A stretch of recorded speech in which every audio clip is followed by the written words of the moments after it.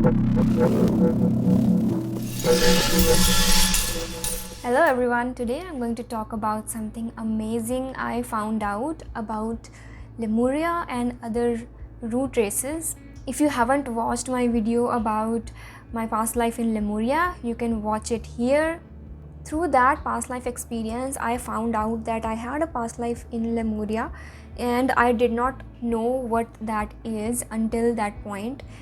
And recently I spoke to a friend who told me to research Gnostic Anthropology, and I didn't know what that is. I don't even know if I'm pronouncing it correctly, Gnostic or Gnostic. Anyway, so I proceeded to Google search that term and I stumbled upon something. Let me show you. So I came across this website called Glorian, and this website has a book known as Gnostic Anthropology, The Secret History of Humanity. It's by Samael Aoun-Weir. I don't know if I'm butchering that name, let me know. So if any of you have read this book, please let me know in the comments if I should read this book. Is it worth it or not? So I'm just reading the summary here. For centuries, humanity has been caught between science, evolutionism, and religion, which is creationism, fighting about our origin and purpose. Even though both sides have some truths, both are crippled by blind faith in theories, beliefs, speculations that are short on facts and abundant in contradictions and shortcomings. What if the truth about life, its origin and purpose and future could be found through the union of science and religion?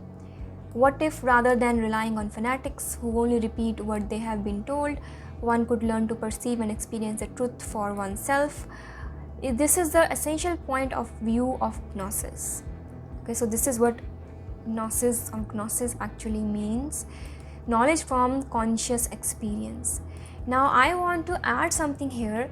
Ever since my childhood, ever since I started developing a sense of my own self, I have always pursued knowledge from conscious experience, exactly what it says.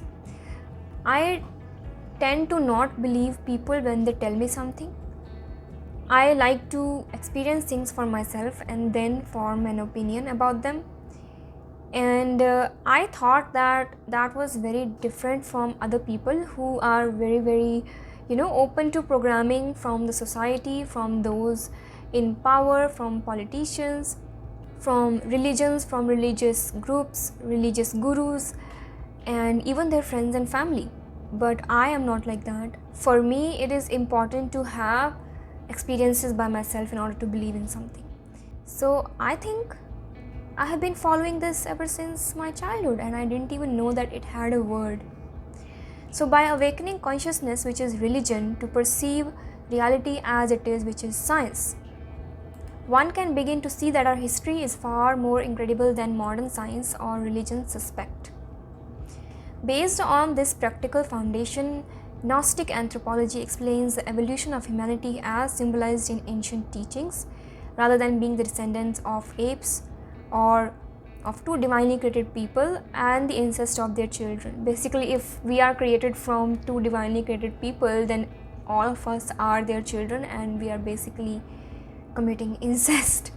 That makes a lot of sense. But also from a genetic point of view, now the genetics have been so intermixed, they have been so spread out, that a husband and wife being close relatives, unless they know that they are, is a very low chance. We are the outcome of a very long and slow spiral cycle, evolution and devolution, whose pattern includes the rise and fall of civilizations faintly remembered in myths and scriptures, such as the story of the universal flood, Atlantis, Lemuria, Hyperborea, Thule or Thule, I don't know how that is pronounced, etc. Just as a child resembles its parents but is also changed, humanity also resembles its parents but with changes.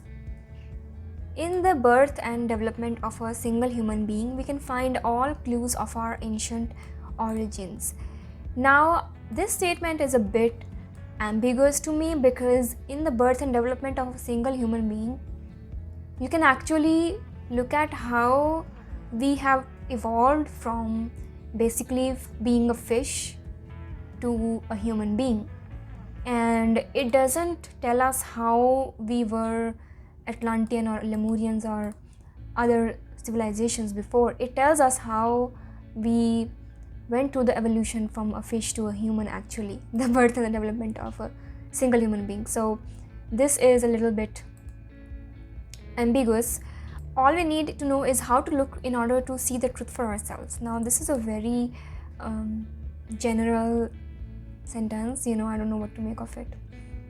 Anyway, modern science insists upon the doctrine of evolution, so do human reason, and the secret doctrine, and the idea is corroborated by ancient legends and myths, even by the Bible itself, when it is read between the lines.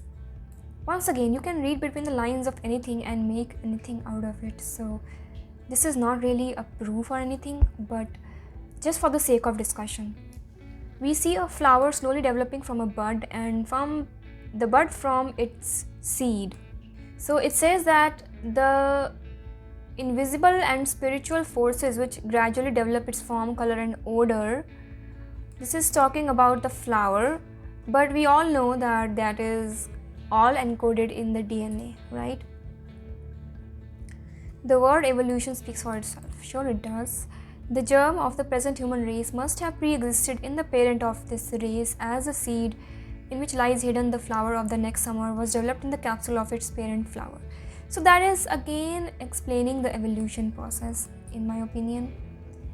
So this book has 7 chapters that you can read over here, I guess. I don't know if they are full chapters or just the sneak peek. Let us just see. Yeah, so they are full chapters. I have read some of these chapters and I was thoroughly surprised, because I came to know that this is remnant of Lemuria on Easter Island, and I have watched these things before.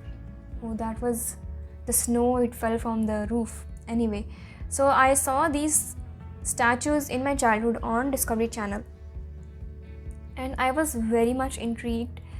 And surprisingly, in my past life vision of Lemuria also, I saw statues like these, which were very, very huge, by the way, on the mountains. And those statues were also adorned by gold or golden looking metal or something like that. And this is not obviously fact, but the whole book is kind of a discussion. Further, what I found is I googled Gnostic Anthropology Lemuria and other related keywords, and I found this page which is about the root races. Let us just read this page as well. So first of all, I want to admit that I have seen this symbol in my dreams a lot.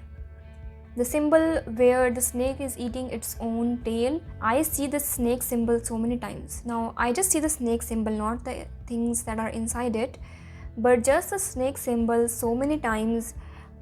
I think it is also in one of the cards in my Keepers of the Light deck, and I believe that it depicts the cycle of birth and death, because the snake is eating itself, and also you reap what you sow. So I believe that it is that, but now I see it here as well. And we also see like a swastika. Now, first of all, this is not a swastika. Swastika is a Hindu religious sacred symbol, which I will put here.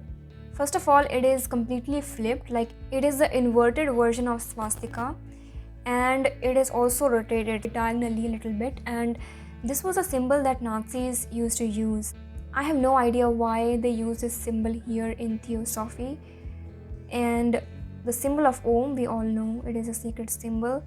And then we have this cross and this star. This star also came into my life once when I was trying to treat my Asperger's syndrome with Reiki.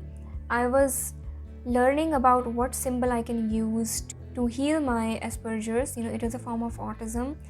And I came to know that this symbol, this double star without the cross in the center, helps to heal autism, and I used it on myself and I saw results. So that's all about the symbol, and let me know in the comments if you know anything more about this symbol as well.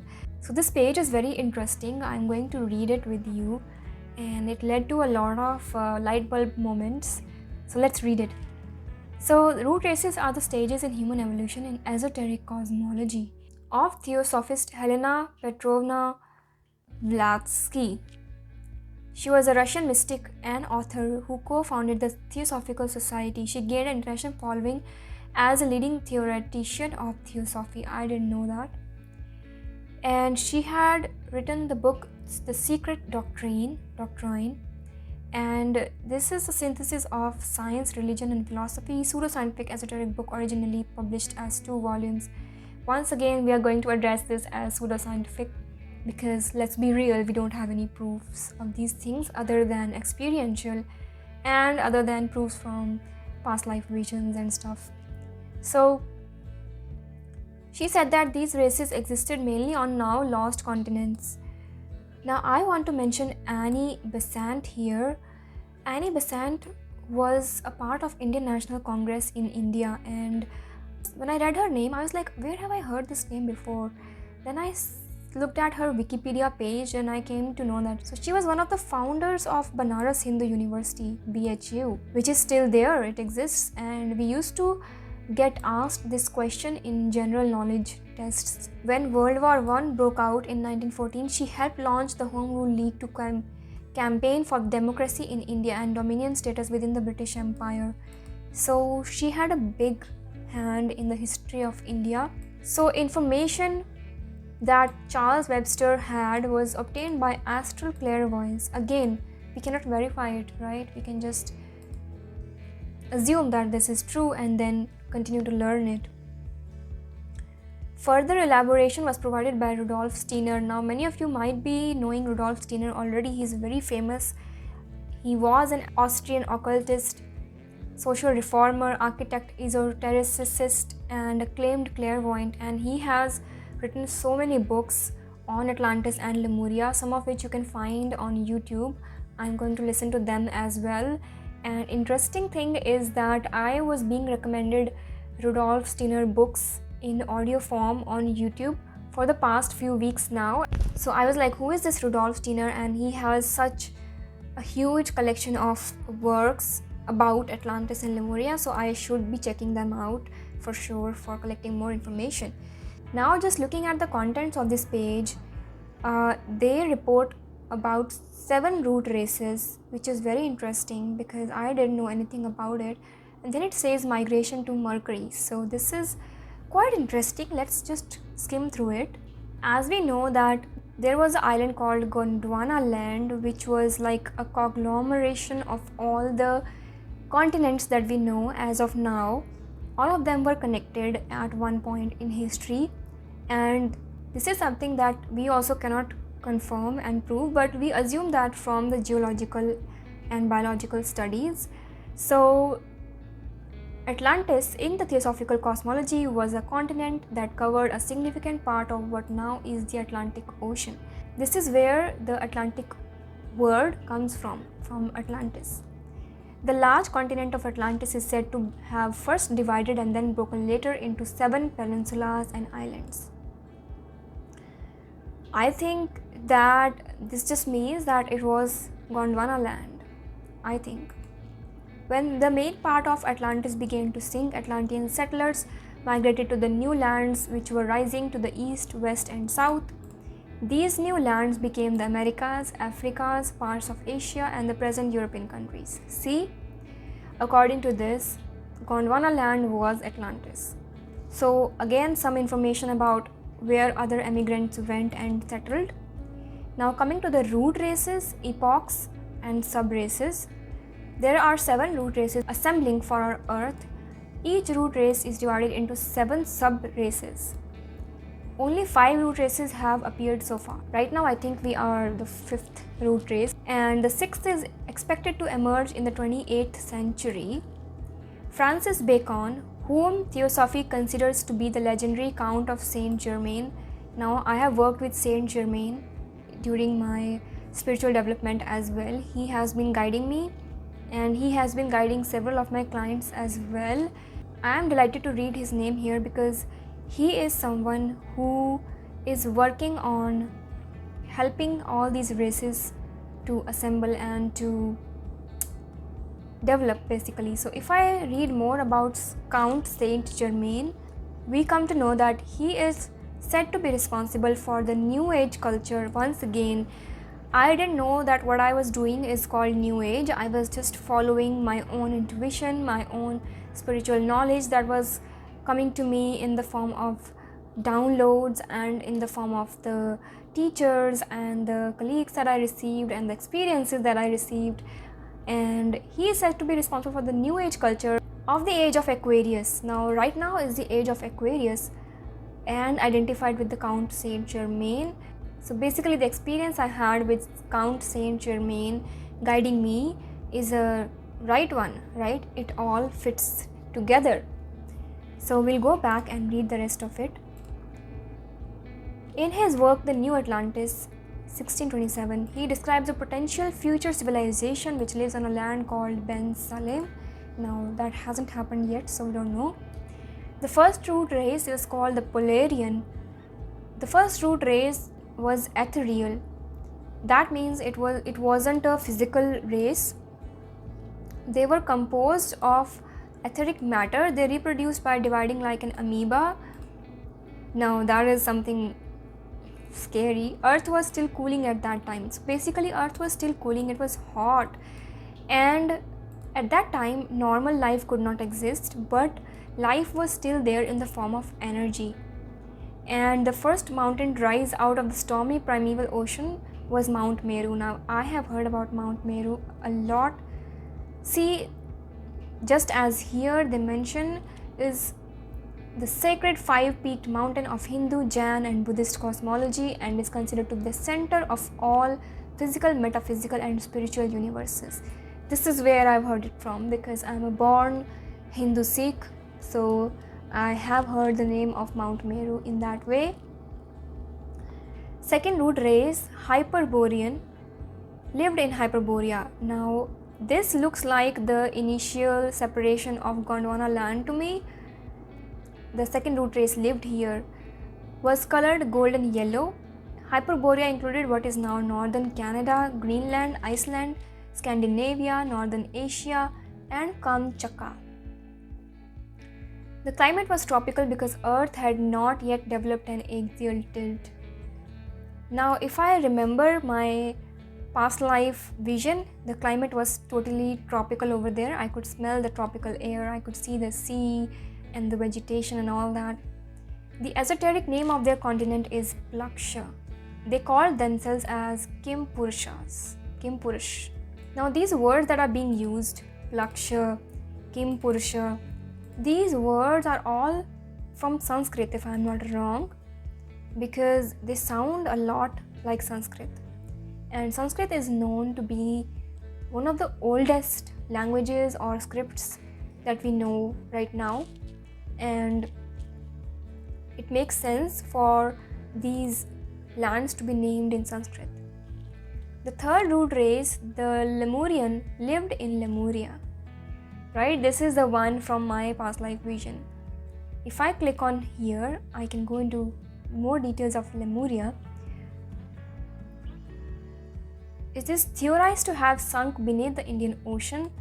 Now, when I saw my past life in Lemuria, I saw me and other fellow beings dressing in an Arabian/South Indian attire. You know, the attire comprised of something like a sari and a long white kurta for the males and headgear like a turban to protect from the heat, I guess.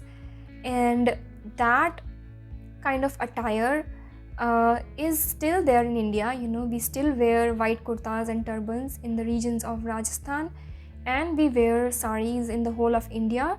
Saris have evolved to be of many different styles throughout India, but the most original styles that are there, they resemble the ones that people used to wear in Lemuria as per my vision. So let's just look at this page quickly.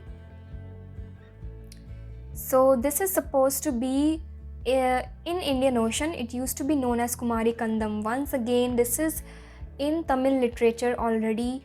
In Tamil literature, we know that there was a land which we used to call as Kumari Kandam, which used to connect India, Madagascar and Australia.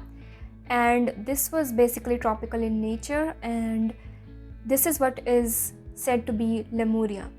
This explains why culture of Lemuria resembles the present day South India, and you will also read more about it in the previous page. So let us move to the previous page again. Esoteric name of Lemuria is Shalmali or Shamali. Lemuria, according to theophysicists, existed in a large part of what is now known as Indian Ocean, including Australia, extending into South Pacific Ocean, and its remnants are Australian continent, the island of New Guinea, and the island of Madagascar. Lemuria sank gradually and was eventually destroyed by incessantly erupting volcanoes. So in my vision, towards the end of my life, I saw that there was a huge explosion in the mountain range that was surrounding the area that I lived in, and then I just basically got buried under the dirt and died. And I don't know anything that happened after that, so basically it was like a widespread destruction of Lemuria. In the late 19th and 20th centuries, it was thought by geologists that the age of Earth was about 200 million years. According to traditional theosophy, the Lemurian root race began 34.5 million years ago. So if I was in Lemuria, basically that makes the age of my individual soul to be about more than 30 million years, and that is a lot actually. To think of yourself as being 30 million years old is something, and that actually helped me gain confidence in pursuing the path of spiritual evolution and teaching others, because I did not have the confidence before, because I thought that I am no one to do this. But when I came to know that I have been a Lemurian, it really helped me to gain that confidence and serve clients. So the Lemurian people have thought to be coexisted with dinosaurs. The Lemurian race was much taller. Now this is what I felt. When I was in the body of that man in Lemuria, I felt like I was at least 7 to 8 feet. Because I'm now just 5 feet tall, so being 7 to 8 feet tall is a much bigger change, and I actually felt it. And even according to the concept of yugas in Hinduism or Sanatan Dharma, we also know that the people who used to exist in the previous yugas used to be taller, much taller than us.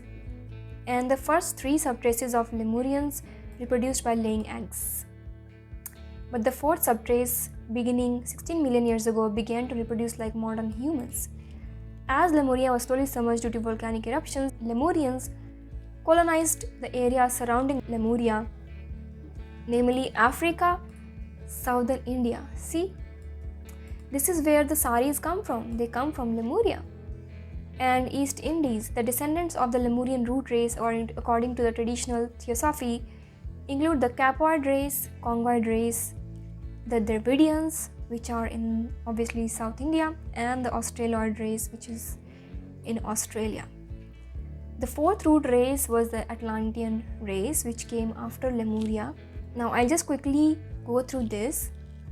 The esoteric name of Atlantis is Kusha. This is a very common name in India. So this again comes from Atlantis. I am very intrigued to know this. The Atlantean root race had Mongolian features. They began with bronze skin, gradually evolved into the red American Indian, brown Malayan and yellow Mongolian races. Now they eventually migrated to Americas and Asias. So basically it was the Atlantic people or the Lemurian people or the people of the Gondwanaland, obviously because it was joined together. They migrated to the whole of the world and populated it, including Americas and Asias and Australia. And the people we know as the American Indians were basically Lemurians or Atlanteans. Remohal, Lavati, the Toltec people that we now know, original inhabitants of Mexico and Americas, and the Turanians, original Semites, Akkadians, Mongolians, who migrated to Central, East, and Southeast Asia. Okay, so I have olive skin. So basically, Indian people are a mixture of all these people. So let's move on. The civilization of Atlantis. Now, I will not read the whole thing, but just point out some important things. Now, their capital city was called as the City of the Golden Gates, and there were extensive aqueducts leading to the city from a mountain lake. The Atlanteans had airships powered by the vril. Now, I don't know what vril is, and could seat 2 to 8 people. Now, when I was in that Lemurian vision, I did see some boats, like egg-shaped boats. I did see some advanced technology over there, so this is totally believable for me. The economic system was socialist. Now, this is also something that came in my vision, that everyone was equal and everyone was paid equal in Lemuria. The Toltecs on the Atlantis worshipped the sun in temples as grand as those of ancient Egypt. So basically, it was all related. The infantry of Atlantis also fired fire-tipped arrows. Now, if you know anything about Indian mythology or Indian history, as depicted in our scriptures, they also tell us that there used to be fire-tipped arrows, and not just fire, there used to be many different types of powers these arrows possessed. Moving on, the sacred word used in meditation was Tao. We use this word now as well, and this was the equivalent of the Aryan sacred word Om. So basically, Hinduism comes from the Aryan race, right? And this is the sacred word for them. The downfall of Atlantis started when some of the Toltecs began to practice black magic, corrupted by the dragon Theosophical. Now, also note that this was remembered as Devdutt. Once again, Devdutt is a very common name in India.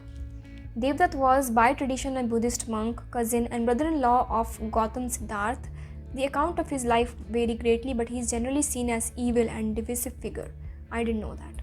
Devdutt is remembered as the opponent of Buddha. People began to become selfish and materialistic.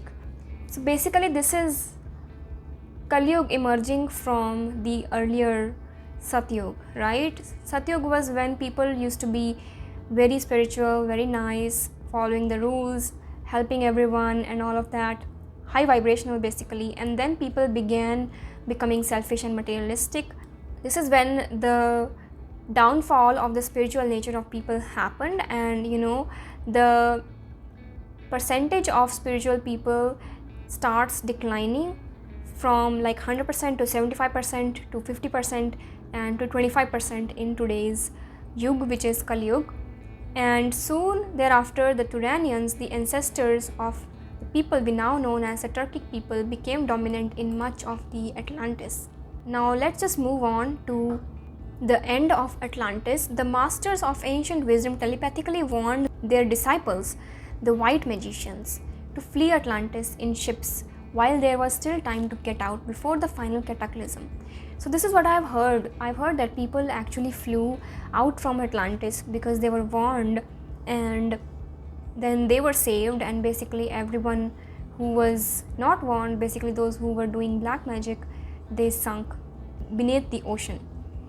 The fifth root race, which is the Aryan. Now this is the present race. We are basically Aryans, and Aryans are also known to be the ones who live inside Earth. Now once again, I don't know if that is really true or not, but probably there are big holes on both North and South Pole, which is basically hidden by Google Earth, and the governments, they don't let us know that there is actually a hole there and you can go inside Earth, and there is a whole flourishing civilization inside the Earth living as well, and they are called as Aryans.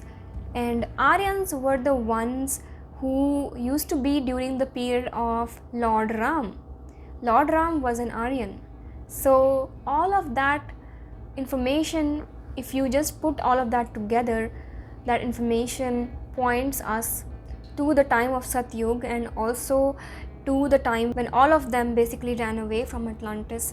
Some went to the stars, and they say some went inside the earth where they still live now, and many of the UFOs that we see now today are from those Aryans trying to contact humans, but they know that we are hostile and we are not yet ready to be in contact with them. Therefore they keep trying, but they don't directly meddle in human affairs, unless actually they are meddling in human affairs at higher levels, which we don't know.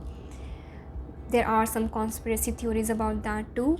Anyway, so Blavatsky asserted humanity is now in the fifth or Aryan root race, which they believe to have emerged from the previous fourth race, which is the Atlantian root race, beginning about 100,000 years ago in Atlantis.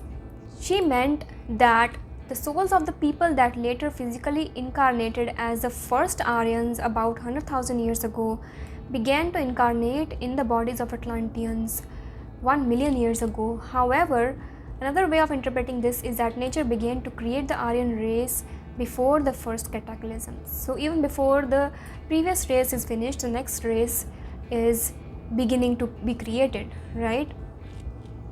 So the Aryan root race was physically progenerated by Vaivastuvatu Manu.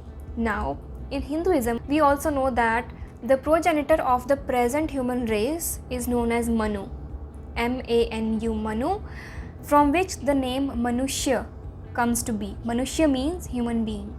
So in Hinduism, we know that the progenitor of the present human race is Manu, and it is being repeated here as well. And he was one of the masters of the ancient wisdom. Again, he was one of the masters. Compare and contrast with Vaivasvat Manu of Hinduism. Once again, it is being repeated here, right?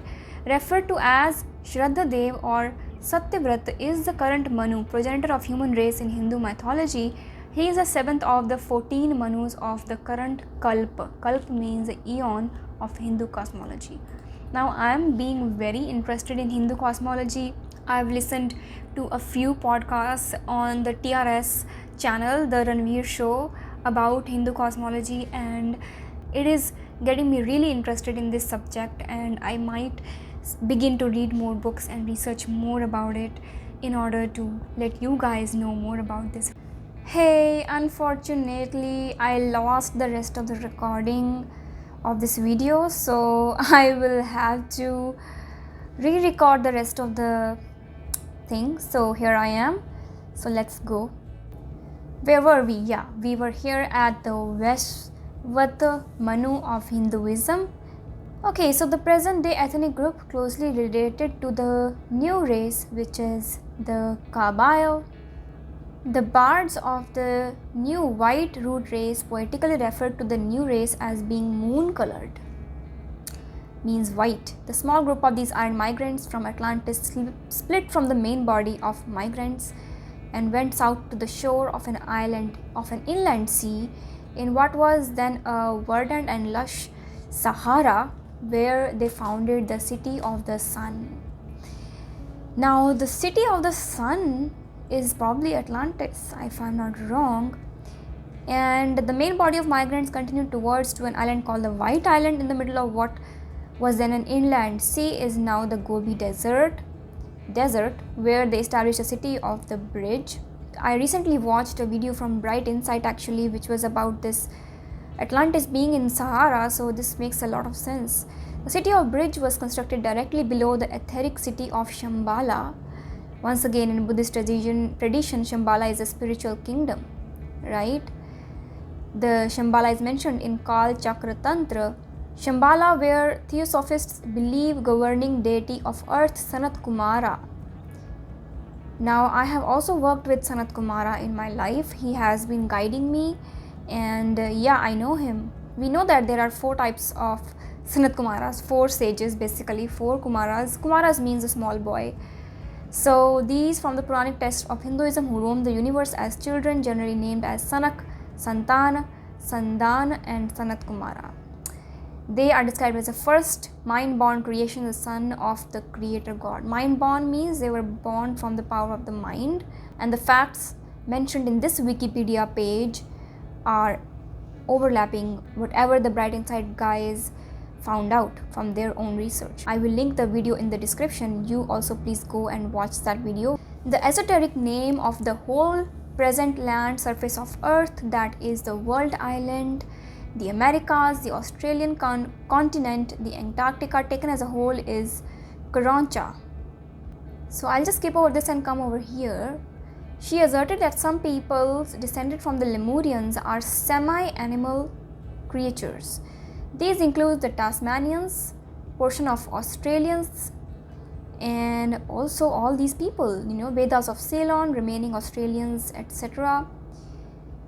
Now, the surface sub-races of Aryan root race, it also had sub-races. Now, I won't go into the details of the sub-races, but let's go to the 6th root race, which is supposed to emerge from Baja California. Of course, it hasn't emerged yet in the 28th century. And this is by the Theosophical Society.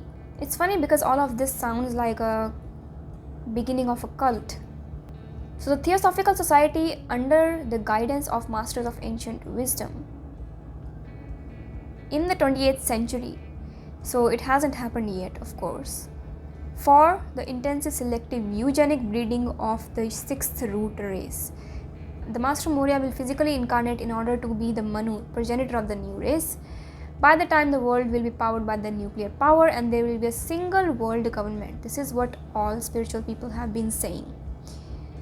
And it will be led by a person who is a reincarnation of Julius Caesar. New continent will arise in the Pacific Ocean that will be the future home of the 6th root race. California, west of San Andreas Fault, will break off from the main North America and become the island of California. So we will only know this in the future, right? Now, moving on, the 7th root race will arise from the 7th sub-race of the 6th root race on the future continent that the 6th root race will be living on, that will be arising from the Pacific Ocean. It will be esoterically called Pushkar. Once again, these are all Sanskrit words. We already have a city called Pushkar in India, and it has a great spiritual importance to us as well. The root race will be last race to appear on the planet Earth. Theosophist Scott Ramsay predicts that any sexual difference among humans will cease to exist, and both conception and birth will become entirely spiritual. That is something to think about. Don't know how that will be scientifically possible, but we never know. We still have 7 to 8 centuries to go. He also writes that we will have great spiritual development, and he describes this development in the following words: everything that is irredeemably sinful and wicked, cruel and destructive will have been eliminated, and that which is found to survive will be swept away from being, owing, so to speak, to a karmic tidal wave in the shape of scavenger plagues, geological convulsions, and other means of destruction. Basically, it will be like a karmic tidal wave and clean off everything that is below a certain vibration of energy, below a certain level of consciousness.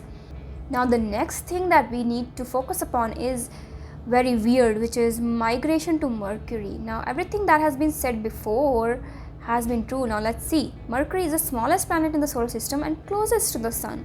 How are we ever going to survive on Mercury if we migrate there? If you tell me about Mars, I might think like, okay, maybe we are going to survive there within the domes and everything, but Mercury, no way. Some also believe that human race lived on Mars before the current round of spiritual evolution and migrated to Earth after the previous round ended. According to astrologer, every round of spiritual evolution takes place within a chain of similar rounds. And these chains are located in a group called a scheme. He also states that 7 rounds make a chain and 7 chains make a scheme. Some neo-theophysicists, I have never able to say that, believe that human race is currently in the 4th chain in a scheme. So there are schemes and then there are chains within the scheme. Currently we are in the 4th chain of the scheme, which actually makes sense because Hinduism also has a concept of yugas, and Kali Yuga is the 4th Yug in that chain of yugas. Interesting. it is also believed by some that life on Mercury will be less material than on Earth, and the average level of consciousness will extend for longer as humanity will possess etheric vision. Now, the Theosophical belief in the brotherhood of humanity is to form a nucleus of the universal brotherhood of humanity without distinction of race, creed, sex, caste, or color. And I am not surprised, because humanity has been moving towards unity anyway. We have been recognizing that everyone is one, regardless of race, creed, sex, caste, or color. We now know that there are so many different genders. Gender is a spectrum, race is a spectrum, and eventually over so many centuries people are going to mix up with each other, and it will become more or less like a homogeneous mixture, right? So very interesting. All men have spiritually and physically the same origin. Mankind is essentially of the one and the same essence. She also wrote, verily mankind is of one blood but not of the same essence, are non-linear and complex. I don't know what that means, by the way. Esoteric history teaches us that idols and their worship died out with the fourth race, until the survivors of the hybrid races of the latter gradually brought up the worship back. So this is very interesting, because in Hinduism, idol worship is main, right? And if that idol worship died before and now we are the fourth race, it means that if the idol worship used to be there within the root races, then Hinduism is an extension of the culture of those root races, right? And the people who were survivors of those root races, including the Chinese and Africans, they have brought the idol worship back, and Hindus have been doing idol worship as long as we remember, we never left it. So we still have like an extension of those root races into the modern world through Hinduism. And now we are getting to know so much about Hinduism and the Hindu cosmology, and how all of that is coming out to be true instead of just mythology or just stories written by imaginative people, right? And I am very interested to read further on this. I thoroughly enjoyed making this video for you and sharing this newfound knowledge with you. And this knowledge has always been there in my mind, but I was never able to put it together until reading this page. And even after making this video, I could actually find so much more material on this, especially Lemuria and Atlantis. And I am thoroughly convinced that Atlantis used to be in the Sahara, especially if you go to the Eye of the Sahara, watch that Bright Inside video. Eye of the Sahara, I think, is Atlantis, because it used to be tropical in nature before. When all the islands were together in Gondwanaland, at that time it was tropical, and in my past life vision as well, it was very, very tropical and very nice over there and very rich over there. So if you want to know more about this, I would highly urge you to read that book on the Glorian page. I will put all the links in the description for you to check as well. If you know anything more about this, please leave that information in the comments and I will sure to check it out, and I will make a video reading all of that information as well. So I will see you next time. Have a wonderful rest of your day.